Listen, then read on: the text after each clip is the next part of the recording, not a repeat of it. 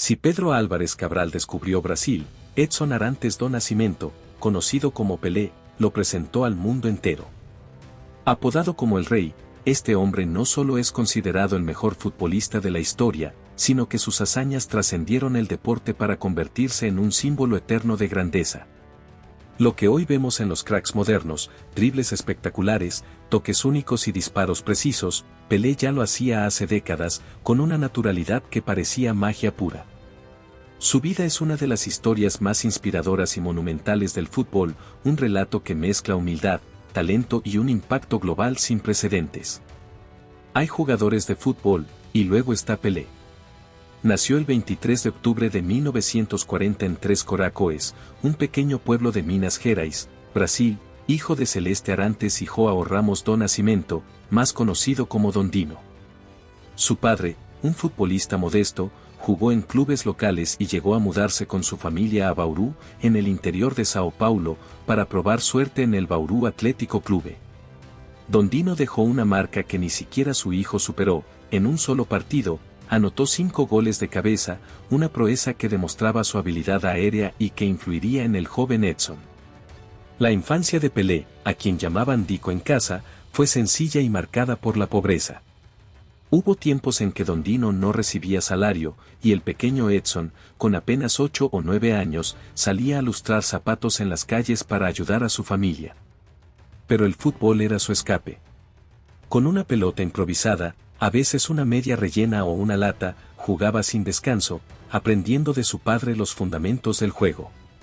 Dondino no solo le enseñó técnica, sino también pasión y resiliencia, valores que definirían su carrera. Un momento clave ocurrió en 1950, cuando Pelé tenía 10 años. Brasil perdió la final del Mundial contra Uruguay en el Maracanazo, y Dico vio a su padre llorar desconsolado. Al preguntarle por qué estaba triste, Dondino respondió, porque Brasil perdió la Copa del Mundo. Con la inocencia y determinación de un niño, Pelé le dijo, papá, no llores. Yo voy a ganar una copa para ti.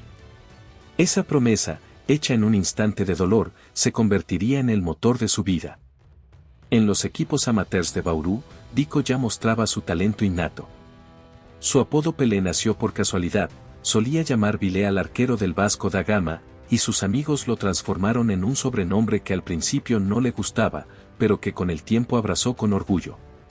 En 1956, Waldemar de Brito, un exjugador que había visto actuar a Pelé en las calles, lo llevó a probarse al Santos FC, convencido de que estaba ante un fenómeno. Con solo 15 años, Pelé llegó a la ciudad costera de Santos y dejó boquiabiertos a todos en los entrenamientos. Sus compañeros, muchos mayores que él, no podían creer lo que veían, un adolescente que dominaba el balón como si fuera una extensión de su cuerpo. En 1957, Pelé debutó oficialmente con el Santos y su impacto fue inmediato. En 38 partidos, marcó 41 goles, una cifra asombrosa para un joven de 16 años. Su estilo, ágil, creativo y letal, lo convirtió en una sensación, y pronto llegó su primera convocatoria a la selección brasileña. En 1958, con 17 años, Pelé fue incluido en el equipo que viajaría a la Copa del Mundo en Suecia. Brasil era entonces un país poco conocido en Europa, una nación que no inspiraba temor en el fútbol internacional. Los periodistas dudaban de este chico flaco y joven, pronosticando que la presión lo aplastaría. Pero estaban equivocados. En Suecia, Pelé transformó la percepción del mundo sobre Brasil. La FIFA asignó los dorsales al azar, y a él le tocó el número 10, una camiseta sin prestigio en esa época. Sin embargo, tras su paso, la 10 se convertiría en sinónimo de genialidad. Una lesión lo dejó fuera de los primeros partidos, pero debutó en el último juego de la fase de grupos contra la Unión Soviética. Contra Gales, en cuartos de final, marcó su primer gol mundialista, convirtiéndose en el jugador más joven en lograrlo, con 17 años y 239 días. En la semifinal contra Francia, explotó, anotó un hat-trick, un gol tras un rebote, otro aprovechando un balón suelto y un tercero que fue una obra maestra, y Brasil ganó 5-2. La final fue contra Suecia, los anfitriones. Brasil empezó perdiendo, pero Pelé y sus compañeros desataron un recital de fútbol. Con jugadas llenas de arte y destreza, dio la vuelta al marcador. Primero marcó de cabeza tras un centro perfecto, y luego llegó el gol que lo inmortalizó, recibió el balón en el área, lo bajó con el pecho, dribló a dos defensores con un sombrero y definió con calma ante el arquero. Brasil venció 5-2, y Pelé, con 2 goles, selló el primer título mundial del país. A sus 17 años, cumplió la promesa a su padre, marcando 6 goles en 4 partidos y convirtiéndose en el campeón más joven de la historia. El regreso a Brasil fue una locura. Las calles se llenaron de festejos, y Pelé fue recibido como un héroe nacional. Para un país que aún luchaba por encontrar su identidad global, él se convirtió en un emblema de orgullo. Los niños de las favelas, los pobres y los negros veían en él un reflejo de sus sueños. Pelé no solo era un futbolista, era la primera superestrella deportiva mundial, un ícono que trascendía fronteras y culturas. En 1958, con el Santos, jugó 46 partidos oficiales y marcó 66 goles, además de servir en el ejército tras cumplir 18 años, donde también brilló en torneos militares. En 1959, Pelé marcó el que muchos consideran su gol más bello, contra el Juventus de Sao Paulo. Recibió un pase, dominó con un sombrero, dejó atrás a 3 defensores con más dribles y definió de cabeza tras burlar al arquero. No hay video, solo fotos y relatos de quienes lo presenciaron, pero la jugada quedó grabada como un mito. Su dedicación era legendaria, llegaba primero a los entrenamientos, se quedaba practicando después y motivaba a sus compañeros a superarse. En una era sin Brasileirão ni Libertadores, el Santos recorría el mundo en giras, mostrando el fútbol brasileño y ganando casi siempre, con excepciones como una derrota ante el Olympiacos griego, que hasta lo incluyó en su himno. En 1962, con 22 años y en su apogeo, Pelé llegó al Mundial de Chile como favorito. Pero una lesión en la segunda ronda, contra Checoslovaquia, lo dejó fuera. Garrincha lideró a Brasil al bicampeonato, pero Pelé se quedó con las ganas de brillar. Fuera del campo, Brasil se modernizaba, y él se convirtió en un ícono cultural, aparecía en comerciales, programas de TV, películas y hasta novelas, llevando el nombre del país a cada rincón del planeta. Decir soy brasileño en el extranjero era sinónimo de Pelé. El Mundial de 1966, en Inglaterra, fue un contraste. Con 25 años, Pelé buscaba su tercer título, pero el fútbol había cambiado, era más físico y táctico.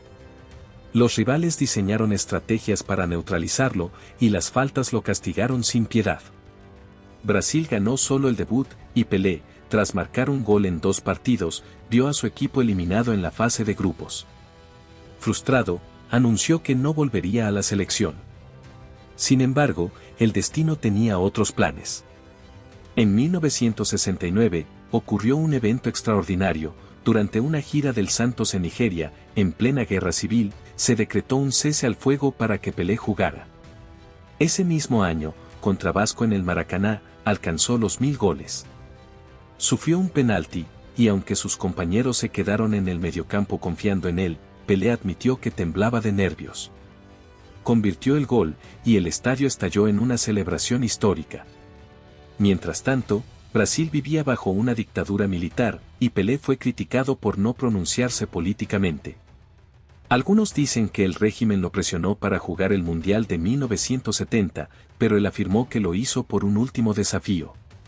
Con 29 años, Pelé llegó a México 1970 con un equipo legendario dirigido por Zagallo, Jairzinho, Gerson, Tostão, Rivelino. A pesar del fracaso de 1966, la selección estaba desacreditada, pero pronto cayó bocas. Contra Checoslovaquia, remontaron un 1-0 con un gol suyo que selló el 4-1. Ante Inglaterra, obligó a Gordon Banks a hacer la atajada del siglo y asistió a Jairzinho para el 1-0. Contra Rumanía, marcó 2 goles, uno de tiro libre, en un 3-2. En cuartos contra Perú, asistió en el 4-2, y en la semifinal contra Uruguay, tras sufrir faltas duras, respondió con una cotovelada a Fontes y asistió en el 3-1. La final contra Italia fue apoteósica.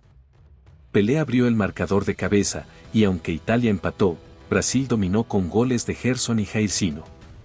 El 4-1 llegó con un gol colectivo inolvidable. Pelé recibió, esperó y dio un pase perfecto a Carlos Alberto, quien definió con potencia. Brasil ganó su tercer mundial, y Pelé, con 4 goles y asistencias clave, se retiró de la selección en 1971, con 30 años. Dejó el Santos en 1974 tras 16 años, 1.116 partidos y 1.091 goles. Luego jugó 3 temporadas en el Cosmos de Nueva York, donde marcó joyas como un gol de chilena, antes de retirarse el 1 de octubre de 1977. Su carrera dejó 1.363 partidos, 1.281 goles, contando amistosos, 795 juegos oficiales, 756 goles y 367 asistencias, con una media de 1.41 participaciones por partido.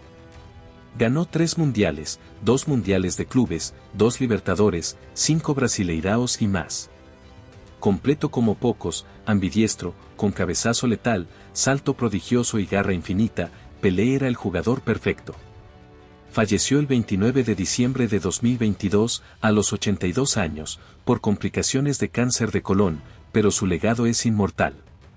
Paró una guerra, unió naciones, inspiró generaciones. Como dijo Cafú, campeón en 2002, recibí el trofeo de sus manos. Si hablo más, lloro. O como expresó Estefan, no lo clasifico como jugador, estaba por encima. Desde Muhammad Ali hasta Ronald Reagan, todos lo admiraron. Si el fútbol fuera un cuento, Pelé sería el rey eterno.